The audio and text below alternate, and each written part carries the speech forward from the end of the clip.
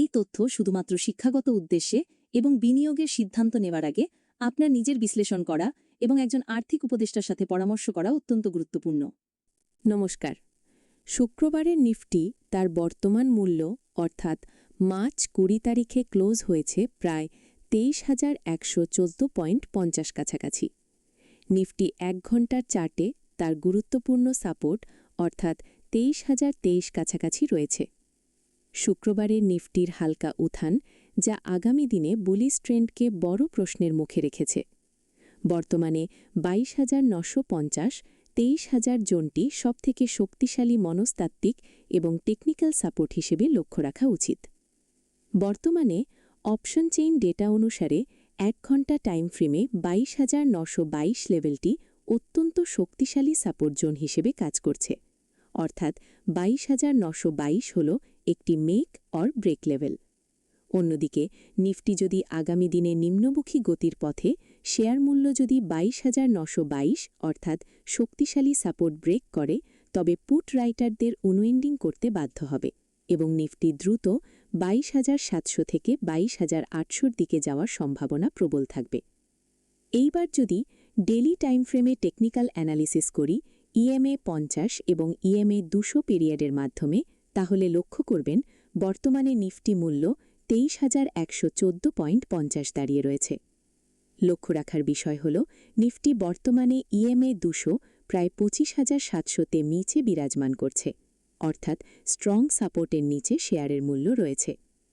আগামীকাল অর্থাৎ সোমবার নিফটিতে যদি ইন্ট্রাডেতে ট্রেড প্ল্যান করি, তাহলে ১৫ মিনিট টাইম ফ্রেমে টেকনিক্যাল চার্ট অ্যানালিসিস করলে লক্ষ্য করা যাচ্ছে ২৩,১৮৯ হল দিনের মূল বা কেন্দ্রীয় লেভেল।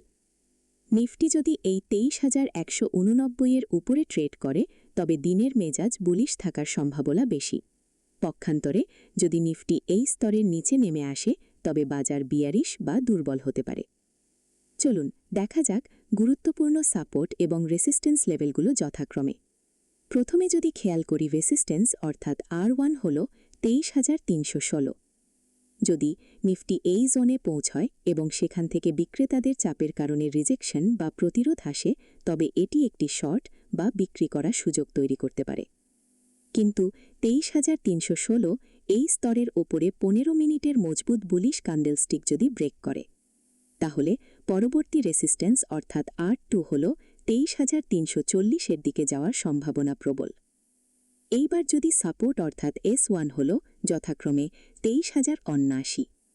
যদি নিফটি S1 ক্রস করে, তাহলে S2 জোনে যথাক্রমে ২২,৯৩৩ নেমে আসার সম্ভাবনা আছে। তারপর এখান থেকেও একটি বাউন্স বা রিভার্সাল আশা করা যায়। তবে যদি কোনো কারণে একদম নিচে ২২,৯৩৩-এর লেভেলটি ভেঙে যায়, তবে বাজারে কিন্তু ডাউন ট্রেন্ড শুরু হওয়ার বা দুর্বলতা বৃদ্ধির ইঙ্গিত দেবে। আবার ৫ মিনিট টাইম ফ্রেম অনুযায়ী সোমবারের জন্য যদি নিফটি ইন্ট্রাডে ট্রেডিংয়ের পরিকল্পনা করি, তাহলে লক্ষ্য করতে পারছি ২৩,১৩৩ হল দিনের মূল বা কেন্দ্রীয় লেভেল। নিফটি যদি এই ২৩,১৩৩ পিভট লেভেল ওপরে খোলে এবং মেজর সাপোর্ট ২৩,০৩০ লেভেল ধরে রাখতে সফল হয়, তবে লং পজিশন যাওয়ার সম্ভাবনা রয়েছে, অর্থাৎ পরবর্তী রেসিস্টেন্স পর্যন্ত ২৩,৪৪৪ পর্যন্ত।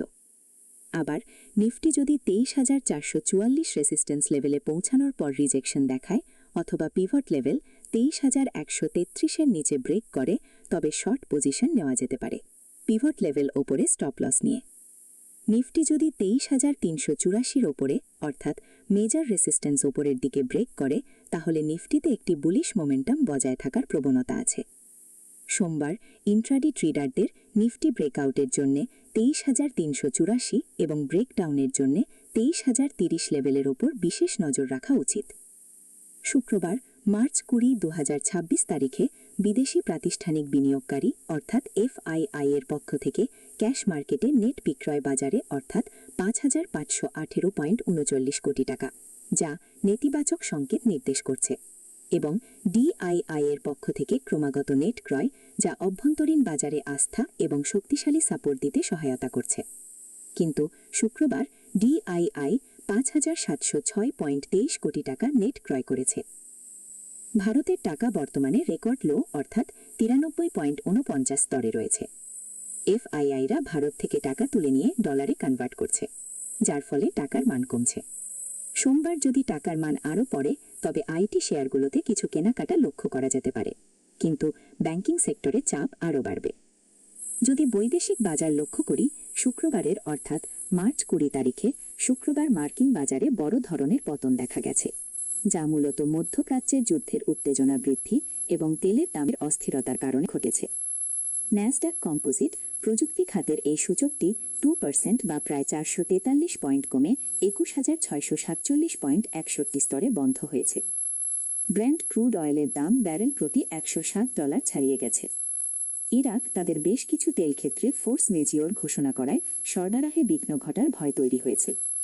ভারত একটি তেল আমদানিকারক দেশ। তেলের দাম $100 উপরে থাকা মানেই ভারতে পেট্রোল ডিজেলের দাম এবং সামগ্রিক মুদ্রাস্ফীতি বাড়ার ঝুঁকি সম্ভাবনা রয়েছে। তাই এমসিএক্স এপ্রিল ডেলিভারি সোনার ফিউচার্সের দাম 10 গ্রাম প্রতি 1,44,954 টাকার কাছাকাছি লেনদেন করছে। যুদ্ধের কারণে অপরিশোধিত তেলের ক্রুড অয়েলের দাম বাড়লে মুদ্রাস্ফীতি বৃদ্ধি পাওয়ার সম্ভাবনা থাকে। আজকের জন্য এই পর্যন্ত।